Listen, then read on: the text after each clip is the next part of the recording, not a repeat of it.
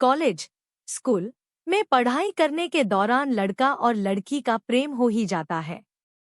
लेकिन उन सभी के बीच में कुछ घटना भी घट है जिससे दो लोगों के प्यार में दरार पैदा हो जाता है। मुझे उम्मीद है कि आज के sad love story in Hindi for girlfriend के अलावा बॉयफ्रेंड के भी इस कहानी में उल्लेख किया गया है। एक दूसरे का होमवर्क करवाते हुए, पढ़ाई में मदद करते हुए वह दोनों कभी एक दूसरे को पसंद करने लगी।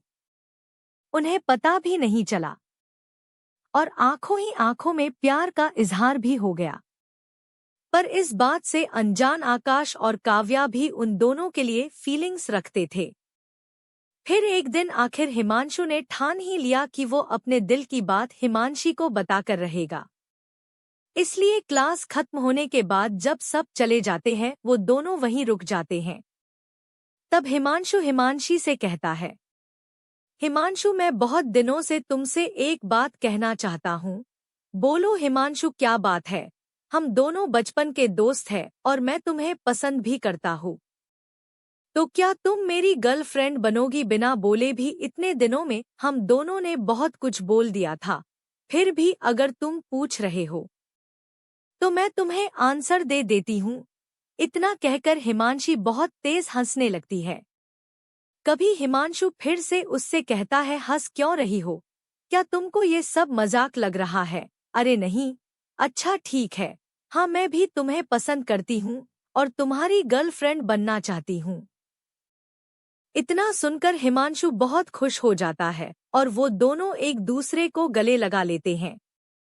फिर वो दोनों मिलकर डिसाइड करते हैं कि अभी अपने रिश्ते के बारे में वो किसी को नहीं बताएंगे। ऐसे ही समय बीतता रहता है और वो दोनों एक दूसरे के बहुत करीब आने लगते हैं। फिर एक दिन स्कूल खत्म होने के बाद हिमांशु और हिमांशी सबकी नजरों से छुपकर क्लासरूम में चले जाते हैं और वहां जाकर एक दूसरे को गले लगाते हैं और धीरे धीरे अपनी सारी हदें पार कर देती है।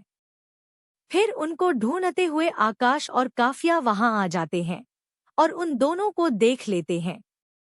उन दोनों को साथ देखकर आकाश और काव्य का दिल बहुत बुरे तरीके से टूट जाता है और दोनों मिलकर एक प्लान बनाते हैं। काव्या, मैं जानता हूँ कि तुम भी हिमांशु को बहुत पसंद करती हो। अगर तुम मेरा साथ दोगी तो तुम्हें तुम्हारा प्यार मिल जाएगा और मुझे मेरा प्यार। ऐसा कैसे हो सकता है आकाश? वो दोनों एक दूसरे से प्यार करते हैं तो फिर हमें हमारा प्यार कैसे मिलेगा? बस तुम मेरा साथ दे दी जाओ और आगे आगे देखो होता है क्या। और मैं तुमसे वादा करता हूँ कि तुम्हें तुम्हारा प्यार जरूर मिलेगा। जैसा आकाश ने सोचा था उसने बिल्कुल वैसा ही करना शुरू किया। धीरे धीरे उसने हिमांशु और हिमांशी के बीच में गलतफहमी पैदा करनी शुरू कर दी। एक दिन हिमांशु हिमांशी का इंतजार कर रहा था। तभी आकाश वहां आकर कहता है, क्या हुआ? हिमांशु किसका इंतजार कर रहा है? कुछ नहीं यार, बस वो हिमांशी का इंतजार कर रहा हूँ। मैंने तो उसे हमारे क्लास के राजवीर के साथ बाइक पर जाते हुए देखा। यह क्या बोल रहे हो तुम? शायद तुम्हें कुछ गलतफहमी हुई होगी। नहीं यार, मैं अपनी बचपन की दोस्त को बहुत अच्छे से पहचान सकता हूँ। ये कोई नई बात नहीं है। अक्सर मैंने उसे राजीव के साथ बाइक पर जाते हुए देखा है। तुझे मेरी बात का यकीन नहीं है तो तू जाकर काव्या से पूछ सकता है। हिमांशु काव्या के पास जाता है और उससे पूछता है कि उसने भी हिमांशु को यही बताया कि उसने राजीव साथ हिमांशी को अक्सर बाइक पे जाते हुए देखा है। हिमांशु तुरंत आग बबूला होकर हिमांशी को कॉल करता है और उसे कहता है, कहाँ हो तुम? कुछ नहीं, कुछ काम से राजीव के साथ आई थी। ऐसा कौन सा जरूरी काम था जो तुमने मुझे बताना भी जरूरी नहीं समझा? हिमांशु, तुम मुझसे ऐसे क्यों बात कर रहे हो? कुछ हुआ है क्या? कुछ नहीं हुआ, छोड़ो तुम। कुछ दिनों तक हिमांशु से बिल्कुल भी बात नहीं करता। ये सबसे परेशान होकर हिमांशी हिमांशु के घर जाकर उससे कहती है, क्या मुझसे कुछ गलती हो गई है? हिमांशु, जो तुम मुझसे बात भी नहीं कर रहे हैं, मुझे यह जानना है कि तुम राजीव के साथ बाइक पर क्यों गई थी? मुझे काव्या ने बोला था राजीव के साथ जाने के लिए। उसको राजीव से कुछ बात करनी थी तो मैं उसकी मदद कर रही थी। हिमांशु, तू कब से झूठ बोलने लगी हो? काव्या तो वहां मेरे साथ ही थी। अगर उसको राजीव से कुछ काम होता तो खुद ही राजीव से कह देती। वैसे भी अब झूठ के बाद मुझे नहीं लगता कि मैं तुम्हारे साथ रह पाऊंगा। हमें अपना रिश्ता यही खत्म कर देना चाहिए। हिमांशु, बिना सच जाने तुम इतना बड़ा फैसला कैसे ले सकते हो? ऐसा ना हो कि आगे जाकर तुम्हें बहुत पछताना पड़ी। और किसी भी रिश्ते में अगर प्यार और भरोसा ना हो तो वह रिश्ते ज्यादा दिन नहीं चल सकते, और हमारे रिश्ते में भी भरोसा खत्म हो चुका है। जैसा आकाश और काव्या ने सोचा था, उन दोनों ने बिल्कुल वैसा ही कर दिखाया। हिमांशु और हिमांशी को एक दूसरे से बिल्कुल अलग कर दिया। पर उस वक्त के बावजूद भी वह दोनों खुश नहीं थे। उन दोनों को इस बात का एहसास ही नहीं था कि हिमांशु और हिमांशी को अलग करने के चक्कर में कब हम दोनों एक दूसरे के करीब आ गए।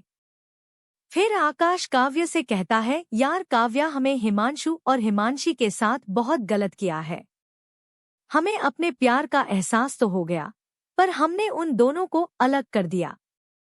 तुम सही बोल रहे हो आकाश, हमें अब अपनी गलती सही करनी होगी।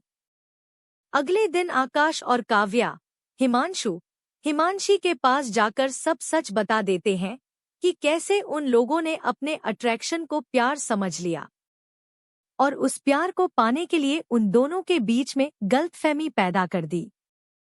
पहले तो हिमांशु और हिमांशी उन दोनों पर बहुत गुस्सा करती है।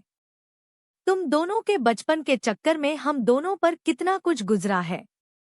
तुम दोनों को एहसास भी नहीं होगा, और तुमसे भी क्या बोलूं जब मैं खुद ही अपने प्यार पर भरोसा नहीं कर पाया। मेरा प्यार इतना कमजोर था कि हवा के छोटे से झोंके से बिखर गया। यार, इसमें तेरी कोई गलती नहीं है, सब हमारी गलती है। हो सके तो हमें माफ कर दे प्लीज यार। तुम दोनों एक हो जाओ। हम दोनों जानते हैं कि तुम दोनों एक दूसरे से कितना प्यार करते हो। कितने दिन से अलग हो पर कभी एक दूसरे की परवाह करते हो। कोई तुम दोनों के खिलाफ कुछ गलत बोल दे तो उसको सलाह देते हो।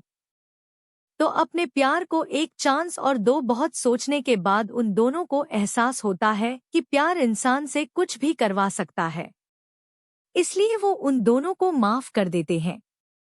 साथ ही साथ हिमांशु और हिमांशी एक दूसरे से माफी मांगते हैं, और काव्या और आकाश भी अपने प्यार का इजहार कर देते हैं, और उन चारों की लव स्टोरी पूरी हो जाती है।